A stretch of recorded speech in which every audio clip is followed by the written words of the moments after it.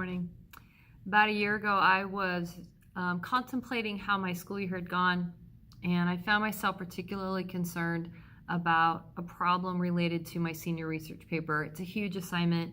It's 35% of my students' second semester grade, although we do a lot of the work in the first semester for that paper.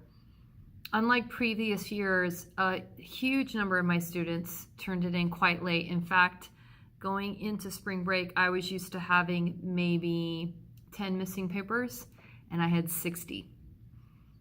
Coming up on the absolute drop dead deadline, the last day that I, by district policy, will accept any papers at all, I still had 30 missing. Now, I got all 30 of those at the last minute, but by putting it off, that meant that a lot of my students didn't have the opportunity to do a thorough revision, which is a really important part of the project and one that I so want them to do. There are probably a number of reasons why this year was such an aberration. I honestly believe that it's partly some new grading policies in my district, but I also wanted to be sure that I did not just put that problem off on those policies. I, as I like to say, was looking for a pedagogical solution to a policy problem. And so I spent last summer meeting with my Idaho Coaching Network coaches and developing a plan to teach my senior research paper in a way that would reduce that number of late papers. And the truth is, 30 years into my career, as I began to plan this, I realized that what I was really doing was thinking of better ways to teach it anyway. That I wasn't just reacting to a policy problem, but I was actually asking myself the question, how can I just be a better teacher? Because we can always be better teachers, and I know I certainly can be. So I developed something that I decided to call Make It So Mondays. Giving it kind of a cheesy title is not like me. I don't like titles like that, and yet I kind of see how they can work, and so I went with it, and I think I will stay with it. The idea behind Make It So Mondays was that every Monday of first semester we would devote our time to some aspect of the senior research paper, starting very early with a couple of Mondays where we were just brainstorming ideas and exploring possibilities, to some very early research, and moving on into early drafts, and eventually a half draft before Thanksgiving, and then of course the full paper being due in January.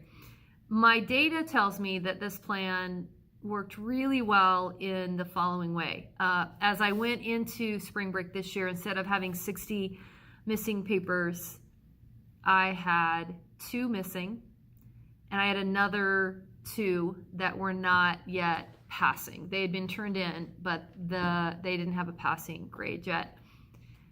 That's obviously a huge improvement, and I know there could be other factors, but I'm really excited. I'm also excited about doing this even better next year. My students gave me some amazing feedback on the parts of this that work for them. For example, there was a small research project that we did last fall, and students specifically told me that there were aspects of that research project that they literally were able to copy and paste earlier work into their senior papers. And that was the exact plan. I was actually inspired to do that by the Idaho Coaching Network, who has carefully crafted your first year, your cohort year of Idaho Coaching Network, so that all the work you do on the online class for your unit is actually working toward the culminating project of finishing that unit. It's absolutely not busy work. And I brought that mindset into my classroom. I've always tried to think I'm a teacher who doesn't do busy work, but I particularly have made that a goal, that anything I do is I can name the skill that we're practicing, and whenever possible, the thing we're creating is part of the thing that we're going to use later on. And to have students tell me that that literally worked, interestingly enough, I think some of them actually felt like they were getting away with something by copying their own work from September into a document that they were writing in November and then finishing in January. And so when I was able to say to them, you were not getting away with something, you were showing that this was a carefully designed project, and that if you took it seriously in September, it would help you. You would be more effective and more efficient in November and in January. And now with 1 year under my belt, I will be able to, I think, articulate that and encourage students to do that even better. Because some students were not able to copy and paste their own work into their own work because they didn't take it seriously enough or understand it well enough, or I didn't teach it as well for them as I did for other students. So I'm so excited to move forward with this and to be able to say to students that Make It So Monday is not just a catchy title. Maybe it's not catchy at all, but it's not just a catchy title, but it is actually a carefully sequenced series of days that will get you to the end without hardly noticing that you've done all the work that will get you there. Moving on, I'm also asking myself, how can I apply some of these principles to other things that I do in class? Although I do think these work particularly well for a long-term project.